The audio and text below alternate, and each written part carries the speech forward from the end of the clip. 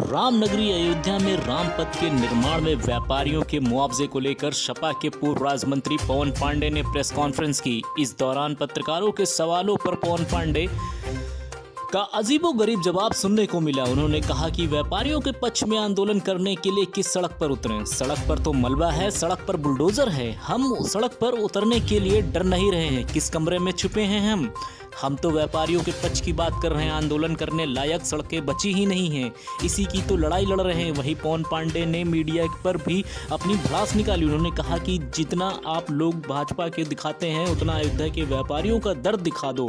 अयोध्या के व्यापारियों का भला हो जाएगा। बगैर सड़क पर उतरे ही व्यापारियों के चेहरे पर मुस्कान आ जाएगी। व्यापारियों को सही मुआवजा मिल जाएगा। माइक्रोस्कोप से देखिए, भाजपा के नेता कहीं नहीं दिख रहे हैं। जिन्होंने नून रोटी खाकर सरकार बनाई वह नहीं दिख रहे हैं। किसी व्यापारी से मिलने नहीं गए भाजपा नेता।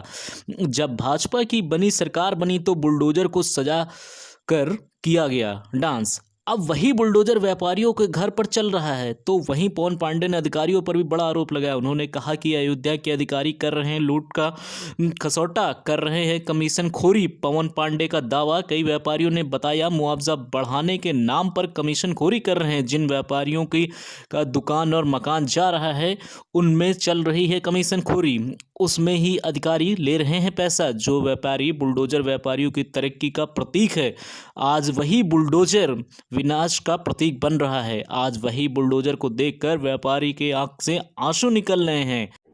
हम सड़क पर उतरने डर कहां रहे हैं? कहां डर रहे हैं? कहां डर रहे हैं? कहां किस बात से डर रहे हैं? किससे डर रहे हैं? हम योगी जी से आपके प्रश्न में बोल रहा हूं, मैं योगी जी से भी कह रहा हूं, मोदी जी से भी कह रहा हूं, डीएम कमिश्नर से भी कह रहा हूं। हम डर कहां रहे हैं? हम कहां कमरे बिल्लुकम घुस गए भैया? हम तो अपनी बात कह ही रहे हैं मजबूती के साथ। जैसे टीवी पे दिखता है कि योगी जी ये बता रहे हैं, अखबार समाचार में छपता है, तो हम भी तो बोल रहे हैं व्यापारी के हित की बात।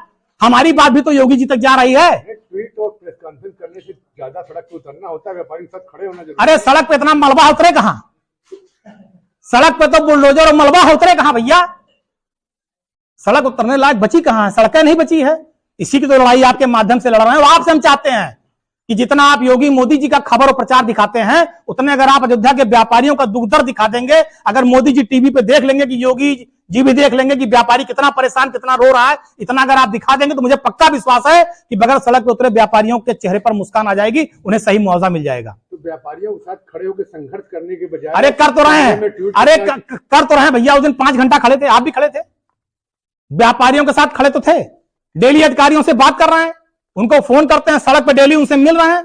किसी अधिकारी और व्यापारी से बंद कमरे में नहीं मिल रहे हैं, सड़क पे मिल रहे हैं। जहां बुलडोजर चल रहा है वहां मिल रहे हैं, बुलडोजर के साथ खड़े होकर मिल रहे हैं। माइक्रोस्कोप से देखने पे भाजपा के नेता कहीं नहीं दिख रहे हैं। जिन्होंने नून रोटी खा के सरकार बनवाई थी वो नहीं दिख रहे हैं।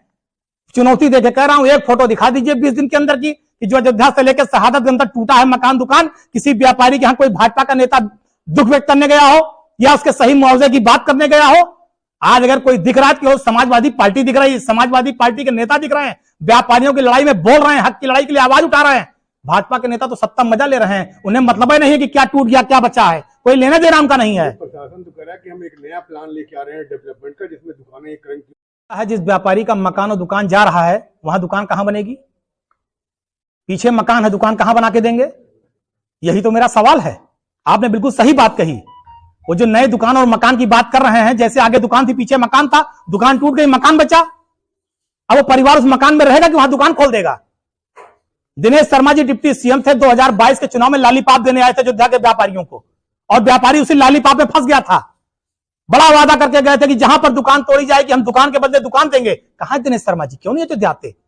आज भी भाजपा के बड़े नेता हैं, वरिष्ठ नेता हैं, पीएम से बात करते हैं, सीएम से बात करते हैं, उनको आना चाहिए और अपने किए गए वादे के आधार पर व्यापारियों के पक्ष में आप बोलना चाहिए। अयोध्या में जब वोट लेना था तब तो बोल के गए थे दुकान के बदले दुकान, और आज दुकान के बदले बुलडोजर, मकान के बदले बुलडोजर।